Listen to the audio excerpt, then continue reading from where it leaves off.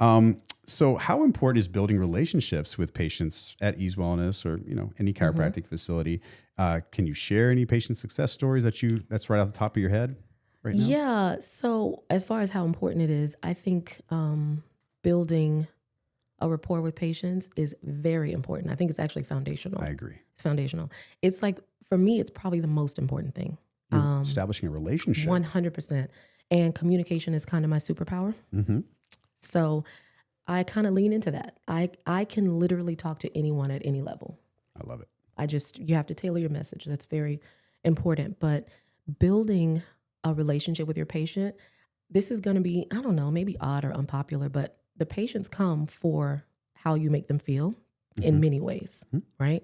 So if we gave the best care, we were stellar, but the attitude and the energy was horrible, they wouldn't come. Oh, no.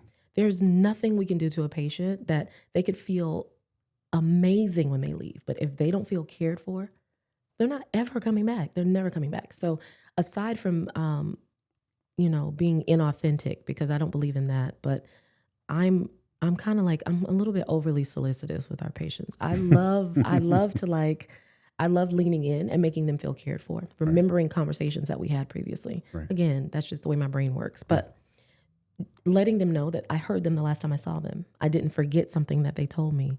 I valued the time that they're getting with me. Right. I don't like to make them feel rushed. We have as much time as you need. Yeah. That type of thing. So I think it's very, very, very important and foundational. Wow. Yeah. That's huge. Mm-hmm. It really is. And that I don't want to go to a doctor who I don't feel, or a mechanic, you name it. No one. That would do the job right, but yet you just don't have that good experience. And it's not even about like false emotion, right?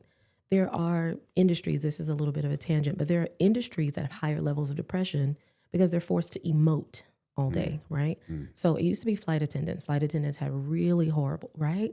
The fake smile Horrible. all day, yeah. So in any clinic I've ever worked in, I gauge kind of how our staff feels and what their baseline for kindness is, right? Because you don't have to, I don't want you to be nice. Nice feels manipulative. Kind is important because these people are having some of the worst days possible. Yeah. And they don't need it from you. Right. Right. So find your baseline level of kindness. Yeah. And if somebody needs something that's a little bit more and you've got it, give it. Give it. Yeah, that's it. Got to pour. Yeah, absolutely. You got to pour. Yeah. You got to pour. Yeah. Especially when we find that peace within ourselves, like we were talking about earlier. 100%. You can give that. Mm-hmm. Maybe people sometimes don't accept it, but you stay you consistent. Can do your best. Yeah, just do your best. I show up every day the same person. You're going to get the same version of me as a doctor every day. Yeah. And if I can't meet that metric, Dr. Mayer, I'm not going to be in today. Yeah. No, I mean, for the goodness of everybody, for sure. For the goodness of everyone, because maybe I need a little bit more pouring myself. We're all human. Yeah, 100%. Yeah. And that jug gets filled and it gets emptied every once in a while as well. Absolutely, it's true. So what is one small thing people can do today to improve their health? Something easy and well-being, or a simple habit that can make a pretty impactful difference? So I have two things. Sure. Very easy. The first one is stretch. Stretching is going to save us. Underrated. That's underrated. Or underused. Both. Yeah. Both. I read recently we lose about half of our mobility by 50. Oof. Isn't that insane? I got 10 more years. I don't want to talk about it. So we lose half of our mobility by 50. The least you can do for yourself is move a little bit every day. Stretch intentionally every single day. Right. Number 2, sunlight. Vitamin D. Got to get in the sun. Yeah. You have to. If it's standing on your porch and just letting the sun hit you, if it's a quick walk to the mailbox, you have to get vitamin D. We know it's a hormone. We know it affects mood. We know it's metabolized in the kidneys. So you literally need the direct sunlight in order for it to be properly metabolized. So sunlight, stretching, sunlight. Easy stuff. It's free. It's free. You just got to take a little bit of time. Yeah. 5 minutes. That's awesome. So let's do some rapid fire questions. Okay. What's your favorite wellness practice outside of chiropractic? I think I know the answer already, but hiking. Okay. Are you going to say hiking? No, I was going to say nutrition, but nutrition too. Yes. You go hiking a bit. I'm a hiker. Okay. I officially identify as a hiker. I love it. Soon to be a golfer. been practicing, or have I'm you been? I have a lesson coming up soon. Well, let's play. Listen. I mean, go hit some balls Okay. rather. How about that? Hold on. Hold on. You are like a month ahead of me. I need a little bit. I'm not good at all. Don't worry about it. Okay, so we'll talk about that. We're even. If you're just starting out, we're good. I will be out there mowing those people's lawn. They don't want me hacking up their Not yet. Not yet. I would say hiking, and for me, massage. I love it. I do not play about my massage appointments monthly, like clockwork. We're more similar than you even thought. Maybe That's funny. Yeah. Oh, I don't play about it. I hike all the time. Oh, really? And I get a weekly massage. Oh, I got to go monthly. I got to get like you. Yeah. I go like once a month just because my schedule is nuts. But yeah, well, it's usually like at a 7:30 p.m. after everything, and I'm like, can you guys take me? Yeah, terrible. That's how it works. Yeah. If I'm lucky enough to get in every week, I try to. Yeah, we got to talk about some trails though, because I have some favorites. I do as well. I don't know if I really want to tell everybody about it because you're going to flood it. Don't tell. We'll keep that to ourselves. Absolutely not. Yeah, we'll talk. Or after you could this. just put it somewhere that they have to go find it, maybe somewhere on the website. Yeah. Go check out the website. We'll have the Easter egg in there for you. Absolutely. Yeah, I do have faves. Yeah. But we'll talk about that after this for sure. Because you have a dog? No, I don't. Okay. No animals. This is We'll talk about that. Okay. What is one thing that someone has said to you that has stuck with you forever so far? Or done any kind of experience? So many things, right? One stands out to me from my 20-year-old who's lovely and has moments of wisdom, right? Yeah. Right. So one of the things that he said to me is the first thing I wanted to say is something my grandmother said that's inappropriate for this family audience. So I'll go with what my son said.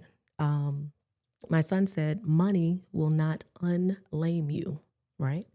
Right? There's a lot of that going on right here where people are thinking that'll change them. Oh my God. So he said that. Strong. Right? He said that. And then we had a whole conversation about it. And he already knows at 20, it's because, I'm a little bit intentional about the way he was raised. I'm actually very intentional. But you can have nice things. But if you are a horrible person, money acts as a magnifier, right? Yeah. It's going to either magnify the good or the bad. Yep. So it's not going to change who you are at your core. No. And he just kind of said it in passing. I'm like, that's brilliant. I already knew that, but I didn't know he knew that. Well, I loved it. You're raising an amazing person. He's fantastic. Even though he's hell fantastic. To deal with right now, oh my I'm gosh. sure. He's lovely, but he's just 20. A future leader of the world. Here. He really is. He's lovely. Yeah. I don't expect anything less than that from you. Absolutely. He's still 20. Yeah, he's 20. You got to go through the ups and downs. We're doing the growing pains. I cannot wait for his prefrontal cortex to close. I can't wait. 4 more years? You 20 or 21? He'll be 21 this year. Okay. Yeah. Right. It's coming close. And you're doing a great job, Mom. Don't even worry about it. Thank you. He's going to turn out fine. He is.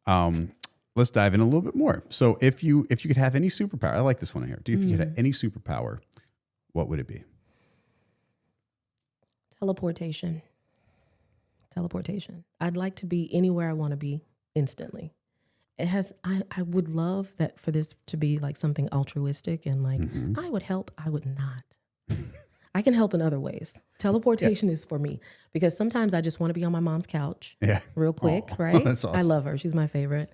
And then sometimes I want to be on a beach or in a mountain or whatever. Have you seen the cost of flights? Yeah, they're stupid. That's what I mean. Like, that's why it's teleportation.